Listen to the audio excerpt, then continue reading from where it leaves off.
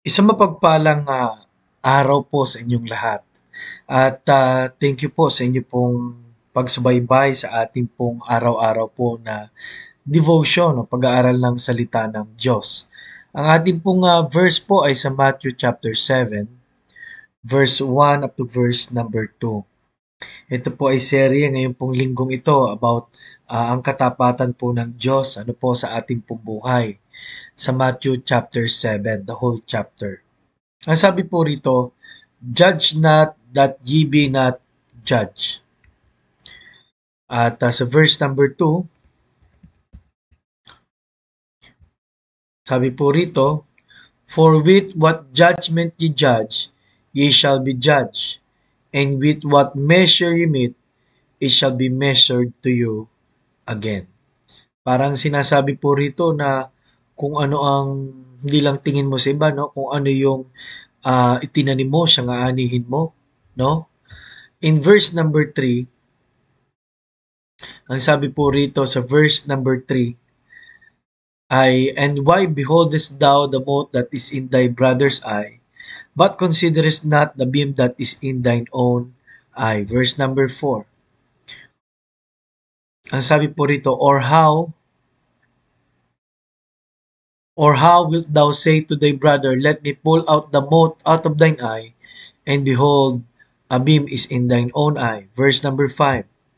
Thou hypocrite, first cast out the beam out of thine own eye, and then shalt thou see clearly to cast out the mote out of thy brother's eye. Alam nyo, matindi ito no?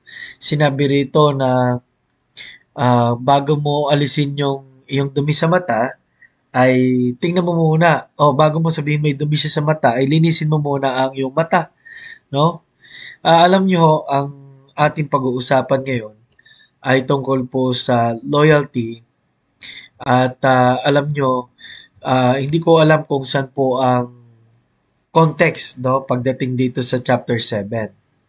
Pero mayroong clue po diyan sa last verse no. Ang sabi po roon ay ah, ipinakita sa verse 28 and 29 na for he taught them as one having authority and not as the scribes. Ano po? So, ang clue po dyan ay ipinapakilala ng Panginoon yung kanyang ah, pamamaraan ng pagtuturo. And at the same time, sabi diyan hypocrites, maaring pinatutungkulan po nito ay yung mga pariseyo at skriba na lagi pong may nasasabi rin sa Panginoon. Ano po?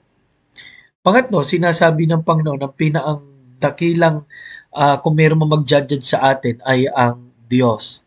Pero kukunin po nating lesson po rito ay number one, loyalty of God is when we are measured by God. Loyalty of God is when we are measured by God. Ano po?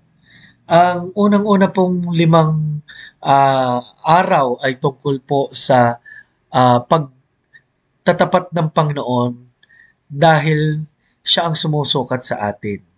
No, tungkol sa loyalty of God. Ano po, yan pong pag-uusapan natin. Sa lima, sunod na lima naman ay paano naman tayo magiging tapat. Ngayon po, sa loyalty of God is when we are measured by God.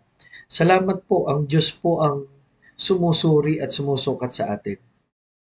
Kasi po, sa panahon pong ito, ang dami pong standard ng mundo. No? Pagka hindi gantong suot mo, ay hindi ka in. Pag di ka mapera, wala kang say. At alam nyo, kahit saang pumunta ka, bansa, no, kung saang trabaho, lugar ng trabaho, eskwelahan, ay mayroong pwedeng sabihin sa iyong tao kung anong impresyon nila sa iyo. Pero salamat po, may pagkaataon tayong masilip. Ang isa sa pinamagandang pangyayari sa buhay ng tao ay tayo po ay mini-measure hindi po ng standard ng mga tao, kundi una standard ng Diyos. At tandaan niyo po ang standard ng Diyos ay pag-ibig, kagalakan at kapayapaan. Ngunit katwiran din po, ano? Kaya pupunta muna tayo dun sa pag-ibig. Sa araw po na ito, salamat po sinukat tayo ng pag-ibig ng Panginoon. Kasi kung hindi po sa pag-ibig ng Panginoon, wala ng pag-asa. Kung hindi sa pag-ibig ng Panginoon ay nasaan po kaya tayo? At kung hindi sa pag-ibig ng Panginoon ay hindi po maa-apply yung tinatawag na grasya o biyaya ng Diyos. At alam nyo, hindi natin kailangan pakilala kung sino tayo, no? At patunayan kung ano tayo. Dahil una, tayo naman talaga ay wala pong magagawa sa harapan ng Diyos kung wala siya. Lahat po ng ito'y kung hindi lang pinahintulutan ng Panginoon. Kaya po, magpaumbaba lang tayo at hayaan na natin ang Diyos ang gumawa dahil God resisted the proud but giveth grace to the humble. Pangalawa, ang panukat nga lang niya ay katwiran.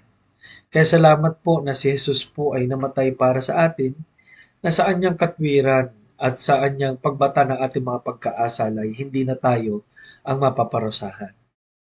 Pangatlo po ay sa practical na aplikasyon po, huwag na nating isipin ang kung ano-anong sinasabi ng tao.